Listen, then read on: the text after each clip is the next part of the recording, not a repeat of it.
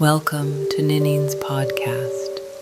Tonight we're going back in time to a remote farmhouse deep in the woods of Bavaria, Germany. A place where whispers in the attic turned into screams in the barn. This is the story of the Hinterkaifeck murders, one of the most disturbing and unsolved cases in history.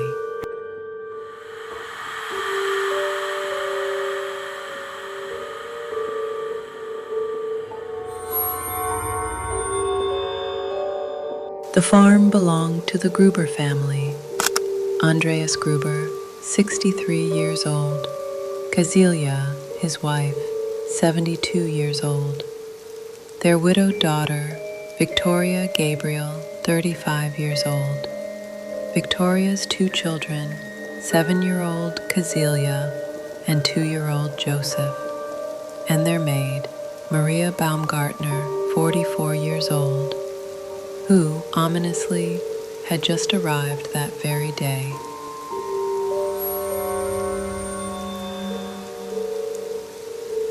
Just days before the murders, strange things started happening.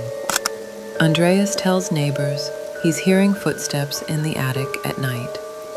He checks again and again, nothing, no one. Then, a newspaper shows up in the home. No one in the family bought it. They chalk it up to nothing, but it nags at Andreas.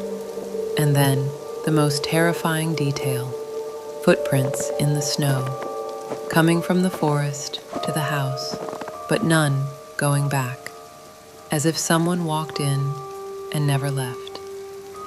Even more unsettling, the Gruber's previous maid had quit months ago, saying the farmhouse felt haunted.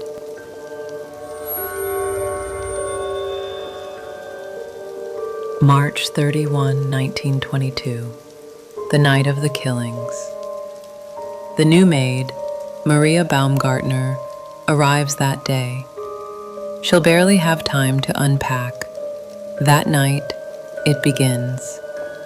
The best theory is this: the killer, possibly hiding in the attic, waits until nightfall.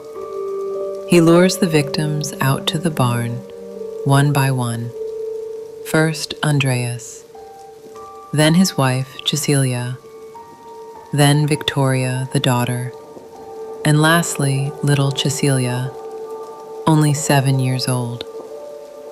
All of them are bludgeoned to death with a mattock, a heavy farm tool like a pickaxe. But the horror doesn't end there. The killer then enters the house.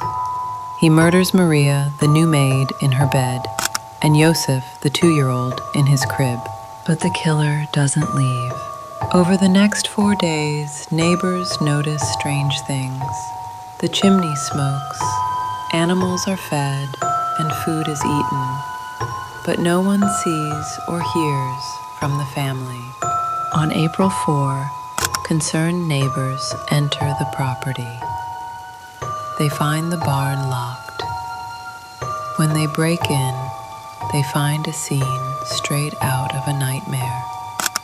Andreas, Kazilia, Victoria, little Kazilia are all dead, stacked on top of each other and covered in hay.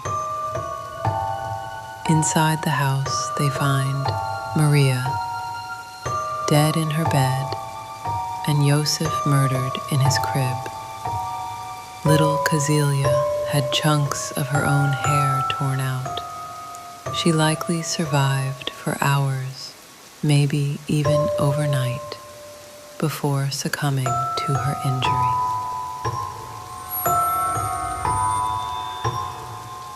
Hundreds were questioned, and dozens were suspects, but nothing ever stuck.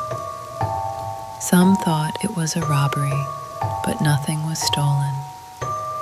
Others said it was revenge, or incest, or a jealous lover.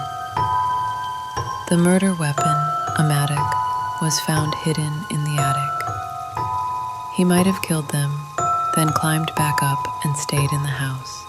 Some people says it's Lorenz Schlittenbauer, a neighbor who had a past relationship with Victoria. They might have believed Josef was his child. Some witnesses said he was too calm and too familiar with the house, but police never had enough to charge him. Others also said that maybe it's a ritual or cult killing. Some speculate about symbols or the stacking of bodies, meaning something darker. But again, no evidence. The farm was demolished in 1923.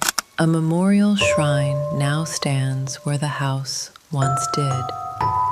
In 2007, modern German investigators reopened the files. They said they had a prime suspect using current profiling and forensics, but they refused to release the name. Why?